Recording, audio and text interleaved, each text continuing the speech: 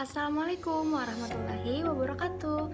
Halo semuanya, apa kabar kalian hari ini? Alhamdulillah, semoga selalu dalam kesehatan ya. Baik, pada video kali ini kita akan belajar mengenai konsep dasar dan karakteristik pembelajaran tematik, yang dimana pada pembelajaran kali ini akan disampaikan oleh kelompok 2 yang terdiri dari Desi Afriliani, Nurlita Ayu Trihanum, Febriani Zulfa, Salsabila, Sania Dewi Nur Salman, dan saya sendiri Latifah Dinar. Baik, mari sama-sama kita saksikan video pemaparan dari pemateri. Selamat menyaksikan. Yang pertama adalah pembelajaran tematik. 1. Pengertian pembelajaran tematik. Pembelajaran di sekolah dasar dibagi menjadi 2 tingkatan, yaitu tingkatan kelas tinggi dan tingkatan kelas rendah. Kelas rendah terdiri dari kelas 1, 2, dan 3, sedangkan kelas tinggi terdiri dari kelas 4, 5, dan 6. Pembelajaran tematik adalah pembelajaran terpadu yang menggunakan tema untuk mengaitkan beberapa mata pelajaran sehingga dapat memberikan pengalaman belajar yang bermakna kepada peserta didik.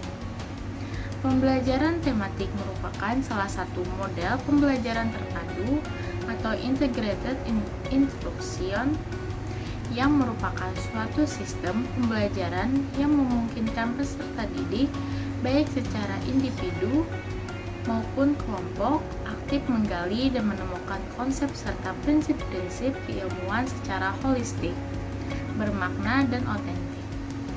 Dari beberapa pendapat para ahli di atas dapat diartikan bahwa pembelajaran tematik pada kurikulum 2013 merupakan pembelajaran dengan pendekatan tematik integrasi.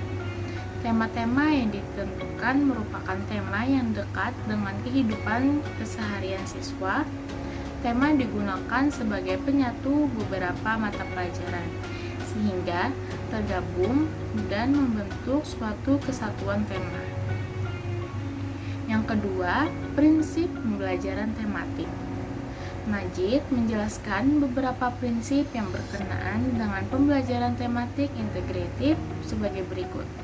Yang pertama, pembelajaran tematik integratif memiliki satu tema yang aktual, dekat dengan dunia siswa dan ada dalam kehidupan sehari-hari. Yang kedua, pembelajaran tematik integratif perlu memilih materi beberapa mata pelajaran yang memungkinkan saling terkait. Yang ketiga, pembelajaran tematik integratif tidak boleh bertentangan dengan tujuan kurikulum yang berlaku. Tetapi sebaliknya, pembelajaran tematik integratif harus mendukung pencapaian tujuan untuk kegiatan.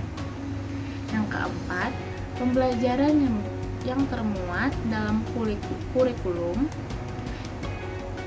Yang kelima, materi pembelajaran yang dapat dipadukan dalam satu tema selalu mempertimbangkan karakteristik siswa seperti minat, kemampuan, kebutuhan, dan pengetahuan awal.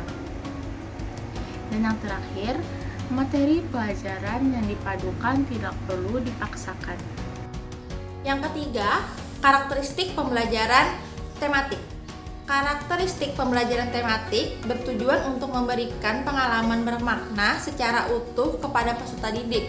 Karakteristik pembelajaran tematik yang memperkuat alasan mengapa pembelajaran tematik dapat memberikan pengalaman bermakna secara utuh. Menurut Hosnan 2014 sebagai berikut. A. Pembelajaran tematik menempatkan peserta didik sebagai subjek belajar. Yang B, peserta didik dihadapkan langsung pada suatu yang nyata, konkret, sebagai dasar untuk memahami hal-hal yang lebih abstrak. Yang C, fokus pembelajaran diarahkan kepada pembahasan tema yang berkaitan dengan kehidupan peserta didik sesuai dengan kurikulum. Yang D, pembelajaran tematik menyajikan konsep-konsep dari berbagai mata pembelajaran dalam suatu proses pembelajaran. Yang E, pembelajaran tematik bersifat luas, di mana pendidik dapat mengaitkan mata pembelajaran dengan mata pembelajaran yang lain maupun dengan kehidupan peserta didik dan lingkungannya. Yang F, Hasil pembelajaran sesuai dengan minat dan kebutuhan peserta didik. Peserta didik diberi kesempatan untuk mengoptimalkan potensi yang dimilikinya sesuai dengan minat dan kebutuhannya. Yang G, menggunakan prinsip belajar sambil bermain dan menyenangkan. Yang B, konsep dasar pembelajaran tematik. Pembelajaran tematik adalah pembelajaran terpadu yang menggunakan tema untuk mengkaitkan beberapa mata pelajaran sehingga dapat memberikan pengalaman yang bermakna kepada murid. Tema adalah pokok pikiran atau gagasan pokok yang menjadi pokok pembicaraan. Wadarmita 1983. Dalam bukunya Interdisciplinary Curriculum Design and Implementation, Jacob 1989 menjelaskan bahwa tumbuh kembangnya minat dan kebutuhan atas kurikulum terpadu integratif kurikulum dipicu oleh sejumlah hal berikut ini.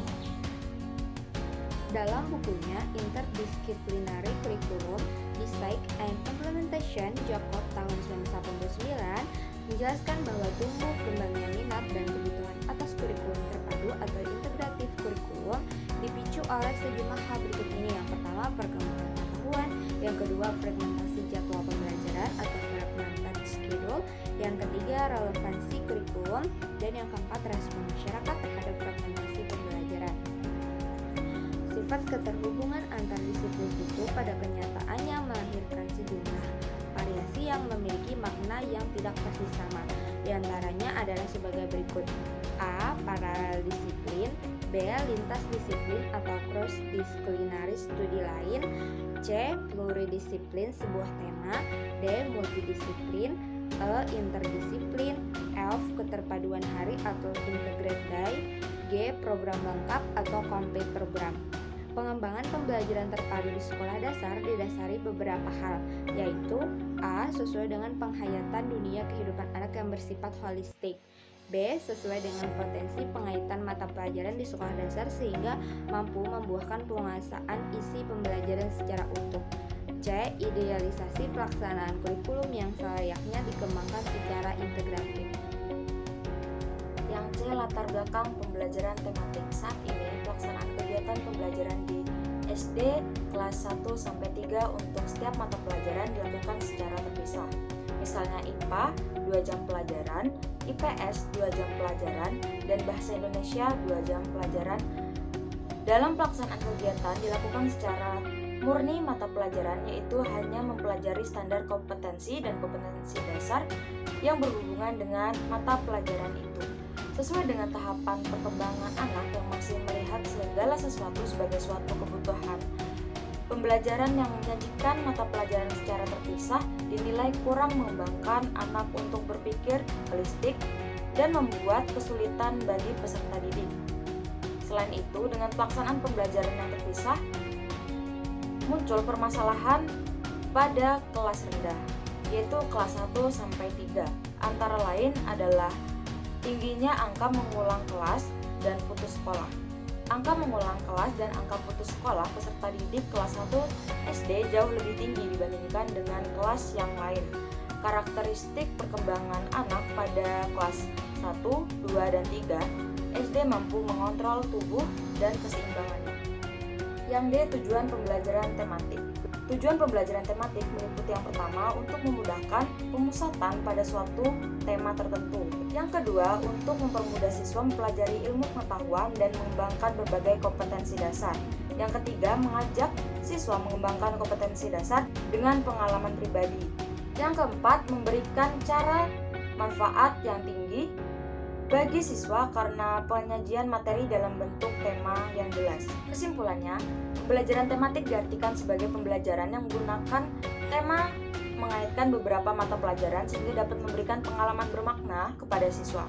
Tujuan pembelajaran tematik meliputi yang pertama untuk memudahkan pemusatan pada satu tema tertentu. Yang kedua, untuk mempermudah siswa mempelajari ilmu pengetahuan dan mengembangkan berbagai kompetensi dasar. Yang ketiga, mengajak siswa untuk mengembangkan kompetensi dasar dengan pengalaman pribadi.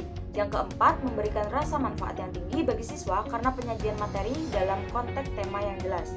Implikasi pembelajaran tematik, yang pertama ada implikasi pembelajaran tematik bagi guru, yang kedua implikasi pembelajaran tematik bagi siswa. Yang ketiga, implikasi terhadap sarana, prasarana, sumber belajar dan media.